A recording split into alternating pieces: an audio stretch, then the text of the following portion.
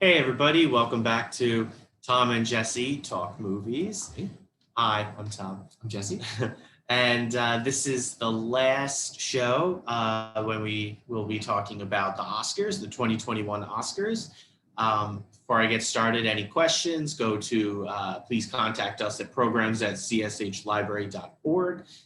Comments, questions, concerns, anything. So this has been a 4-week kind of program thing we've been doing. Special focusing on the Oscars this year. What do they look like? Last week we had covered overrated. The week before we covered Oscar snubs, and now we're getting down to the wire. So today we're just going to cover again what the Oscars this year are going to look like. We're going to talk some Oscar predictions. We're going to talk some personal preferences when it comes to what I would like to see get nominated. Jesse has saw the new Pixar movie Soul, right, which is now streaming on Disney Plus. That is getting a lot of Oscar buzz, so you can check that out on Disney Plus. Jesse will give a nice little review on that. So let's go. Cool. Do you want to start with the general overview of some that you've kind of come across that we think are going to be very popular? So once again, the nominations will be announced on March 15th. That's a Monday, usually Monday morning. It's like Christmas Eve for a lot of movie people. And the ceremony will be on ABC April 25th. That is a Sunday night, definitely later than normal. Usually it's late February, March. So April 25th.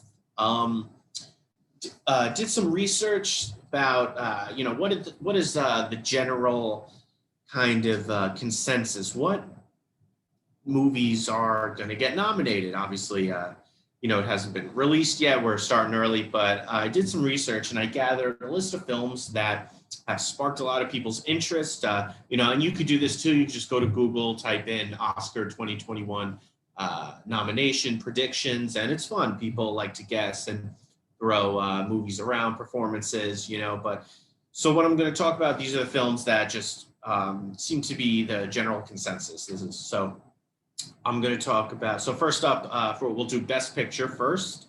We're not going to go through every category, just ones that I think like you and I are really interested in. One of the standout categories. So Best Picture is usually obviously the main one. Usually it's what ends the show. Everybody watched the whole thing and it's like, okay, what is it? It's like the Super Bowl, So Best Picture, there was a lot of talk for this film called Nomadland. The film stars Frances McDormand. It is about a woman. She embarks on a journey through the American West after losing everything during the recession. Personally, that didn't spark my interest. Right. I like Frances McDormand, but I'm like, okay, so we'll see. A lot of websites, critics are saying that might be up for an Oscar. A lot of people are praising her performance as well. Next up, Trial of the Chicago 7. This is currently on Netflix. The story of 7 people on trial stemming from various charges surrounding the uprising at the 1968 Democratic National Convention in Chicago, Illinois. This had quite a cast. I have not seen it personally. I hear it's really good. This is one that's on my radar. I would definitely like to check it out. Okay. Another one is News of the World, starring Tom Hanks. A Civil War veteran agrees to deliver a girl taken by the Kiowa people years ago to her aunt and uncle against her will. They travel hundreds of miles and face grave dangers as they search for a place that either can call home. Tom Hanks is getting a lot of buzz. It's a Western, right? It's a Western. Probably my least favorite genre. That's kind of, I'm into a good Western. Yes, you do like them. I'm into this. Another one, and the last I have on my list, is called Promising Young Woman. This stars Carey Mulligan. The film follows a young woman traumatized by a tragic event in her past. She seeks out vengeance against those who crossed her path.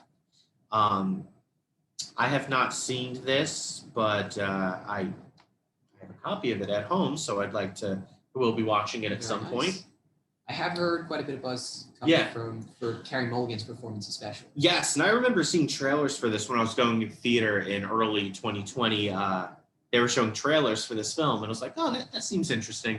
And obviously here we are a year later. It didn't come out in theaters, a lot of streaming, so forth. So, and then I'm going to cover a couple other categories. You want me to just keep going? Sure, as long as you feel comfortable. Now this is the best actor category. Again, these are not official. This is just what the internet is saying. I've checked Variety, IMDb, Entertainment, just a lot of message boards. That these seem to be the popular picks. So we'll see. Some of these titles you might not like. Personally, I don't think the Trial of Chicago 7 is going to get anything. But that would be huge because that's a Netflix movie. Right. So. All right, so Best Actor, we have Chadwick Boseman for this film.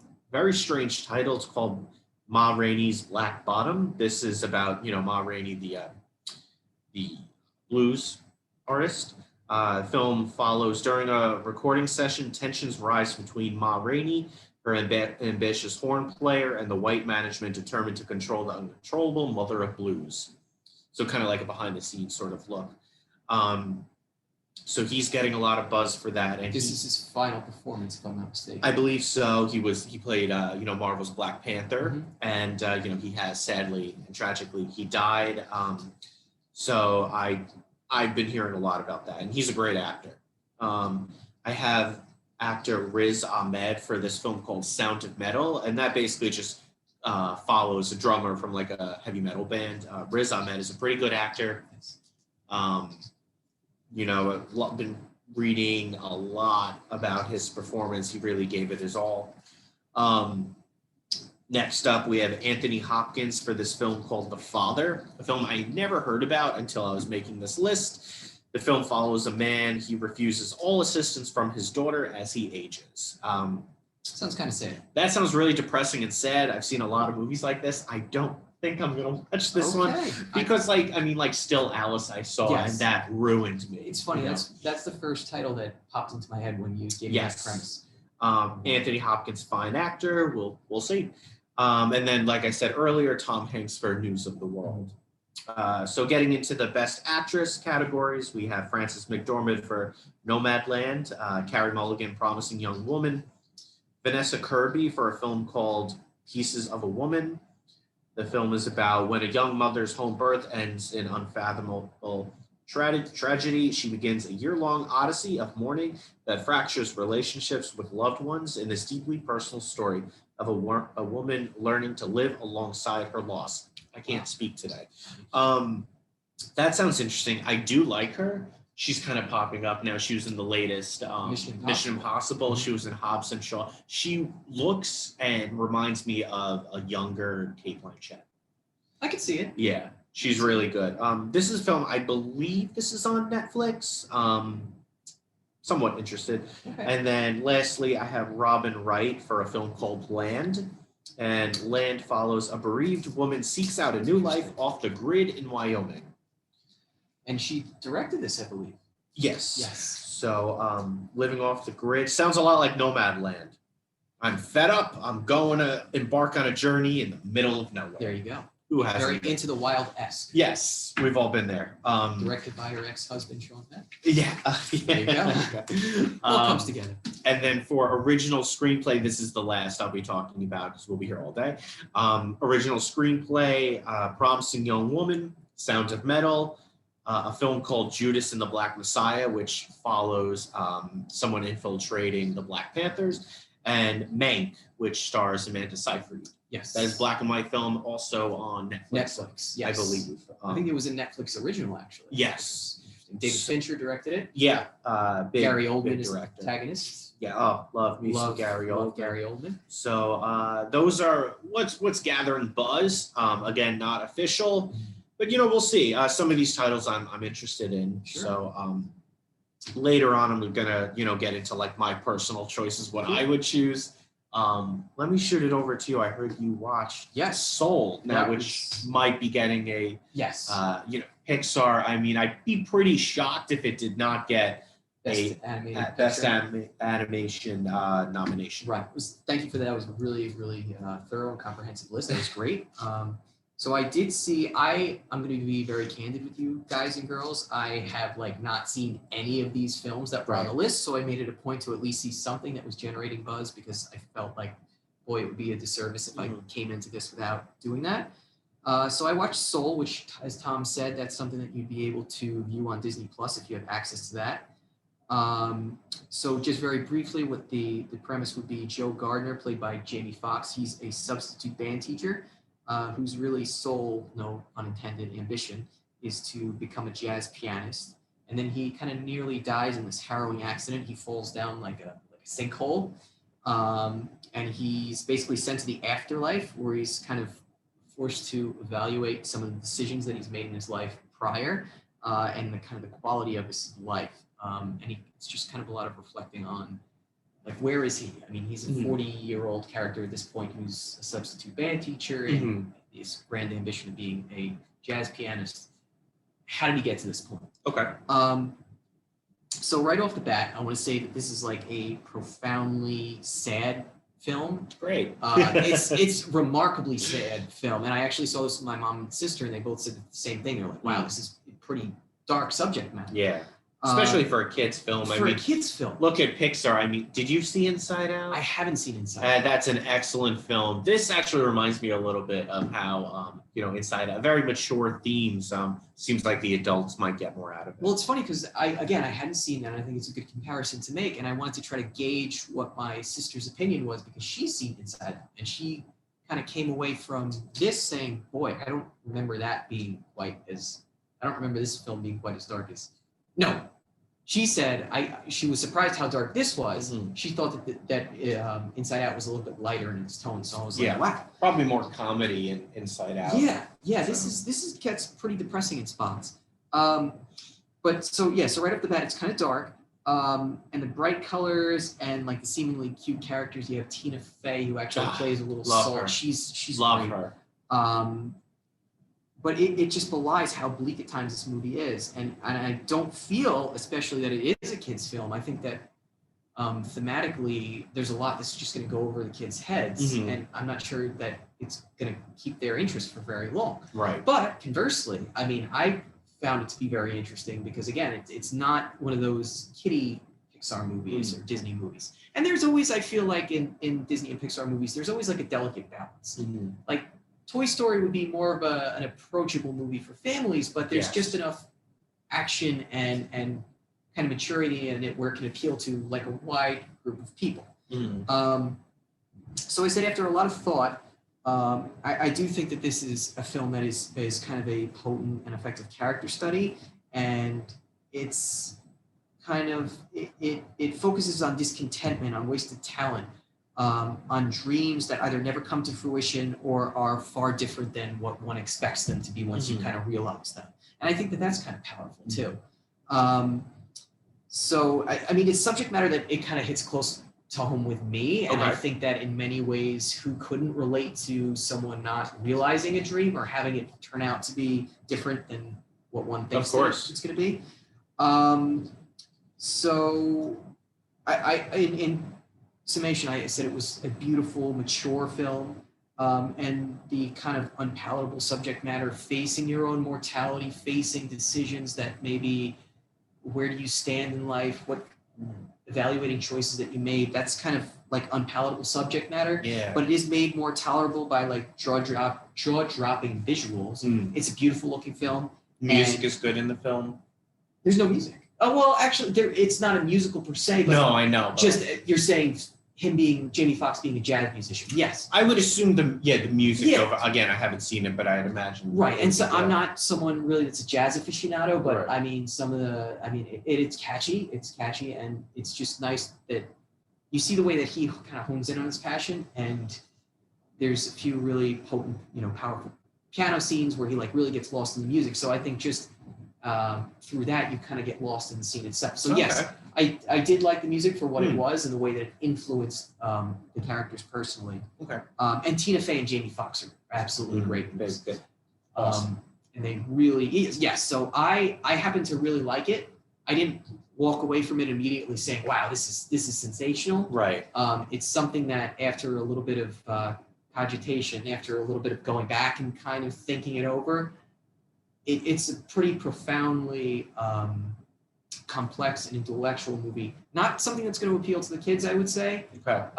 But it is something that's going to stick with you for a little bit of time. I'm still kind of thinking about some of the themes that were in there. So I happen to like it, and I get what the buzz is about. My expectation is, again, not really knowing what else is in the category, my expectation is this is probably going to take home the prize for Best Family. So Sounds that's like where it. I stand. Awesome. All right, cool. I am interested because I do have Disney Plus, and you love Tina Fey. I love do. Tina Fey. I always like to check out the Pixar films. Yes. Beautifully animated. So I think it would be something that you might be interested in. Awesome. Okay, great. So the next, I'm just going to talk about, like, these are just my personal choices. Just having some fun with this.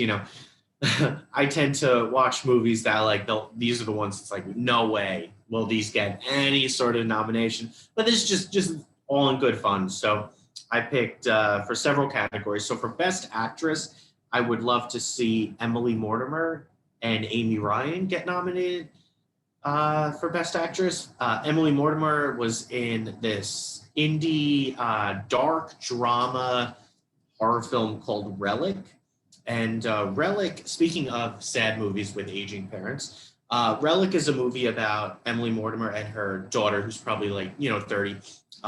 They go to visit and stay at the mother's house, who lives like in the middle of nowhere.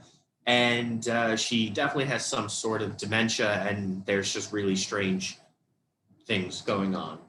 It's not a haunted house film, but definitely just weird events happening.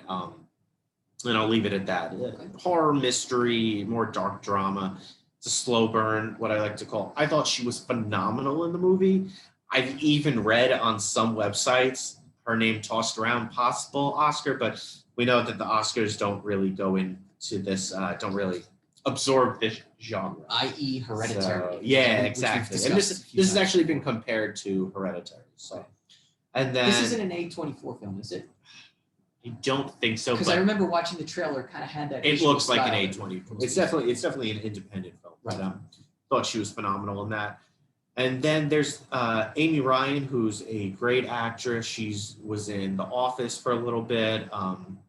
She was in Gone Baby Gone. She has been nominated for supporting actress for that film.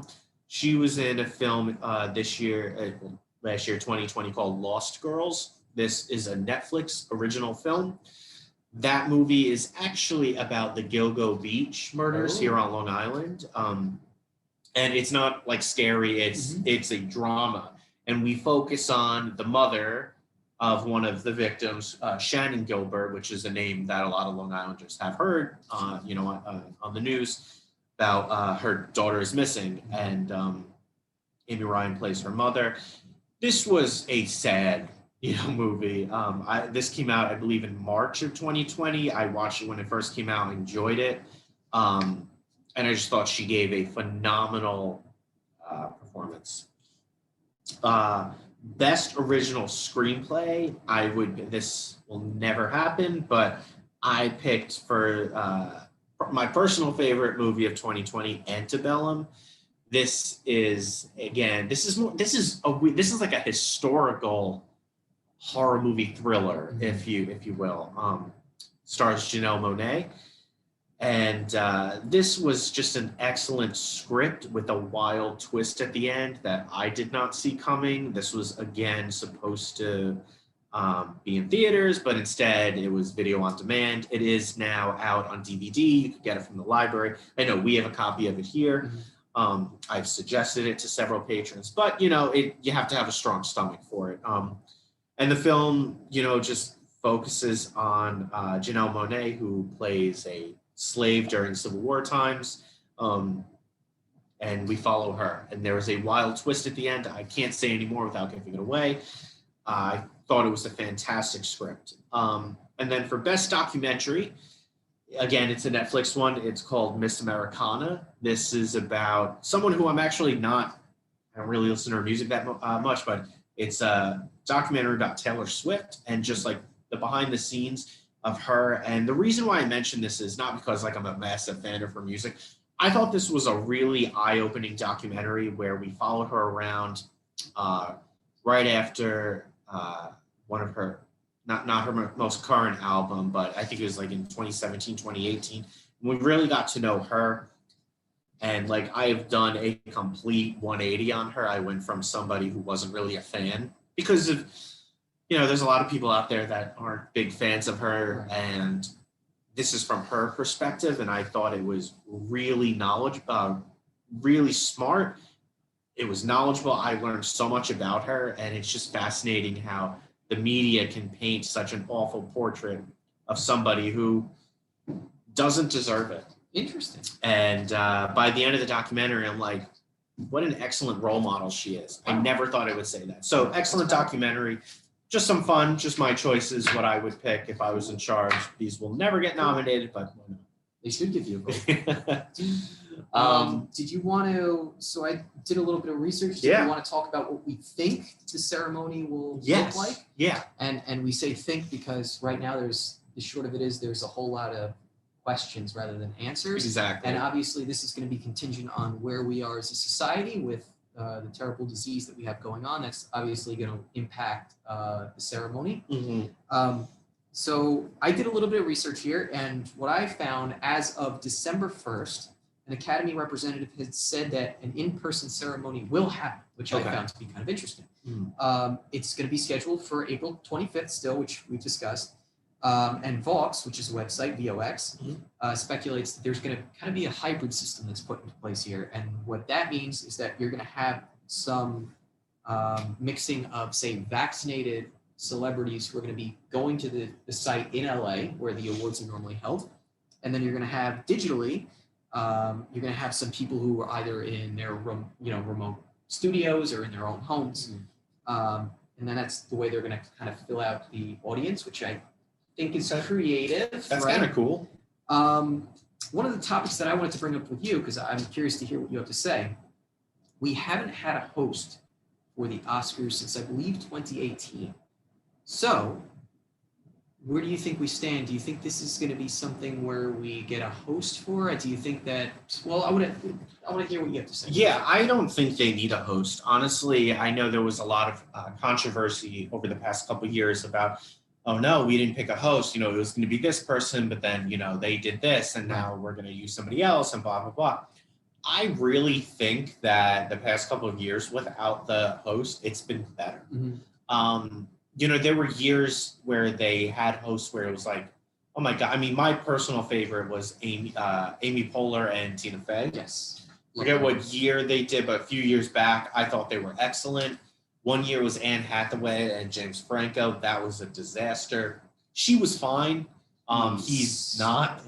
But that was strange. Seth MacFarlane did it one year.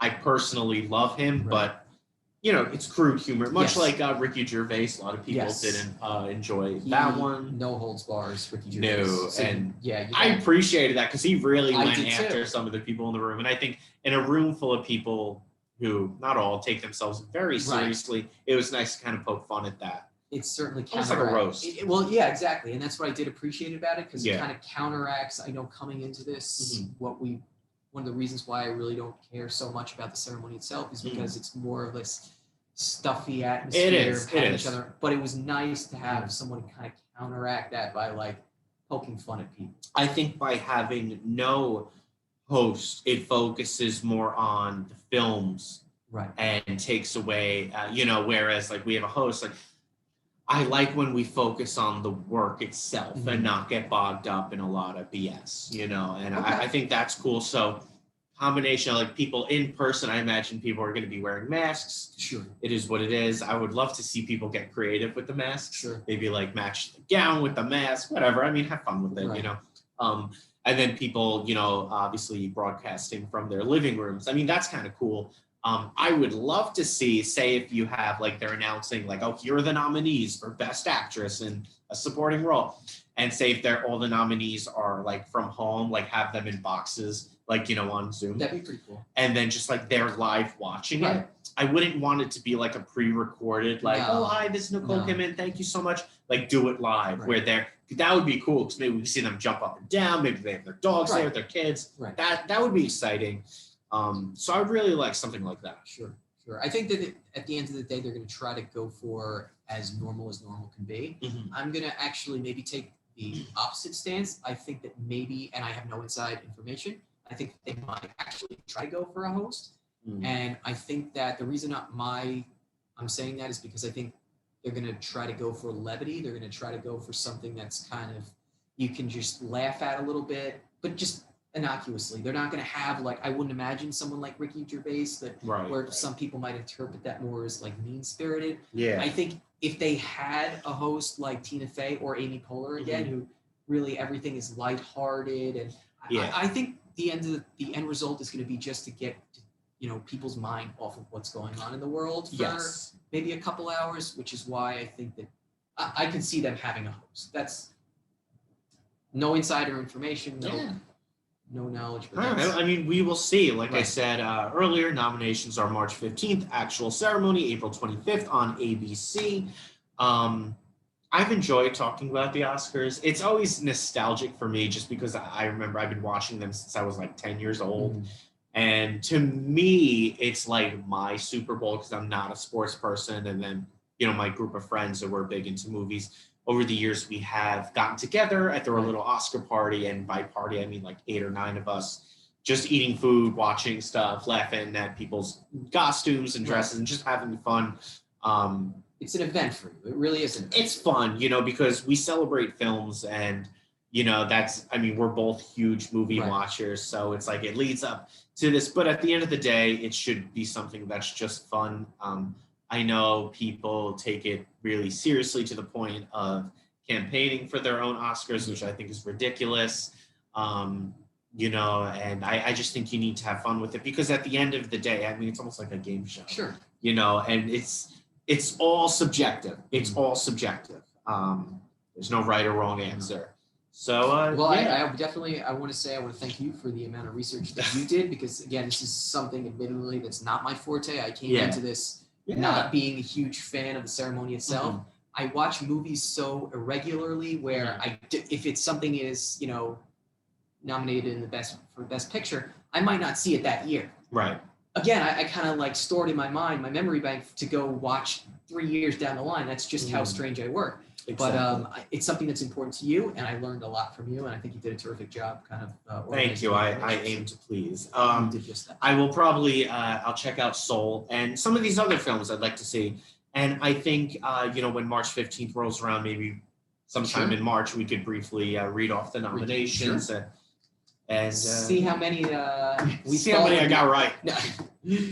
Okay, well, thank you guys for joining us. We appreciate it. We are back to just regular general movie talk next week, which is going to be exciting. In the coming months, we're going to talk about our favorite sequels. We'll compare them to the original. We'll talk about remakes. What is a remake? We'll talk about the controversy surrounding remakes and some good, some not so good. Exactly, our personal favorites. So thank you for sticking with us. We look forward to it. Again, any questions, comments, concerns, contact us at programs@cshlibrary.org. Okay. Thank you for joining. Thank you guys for watching.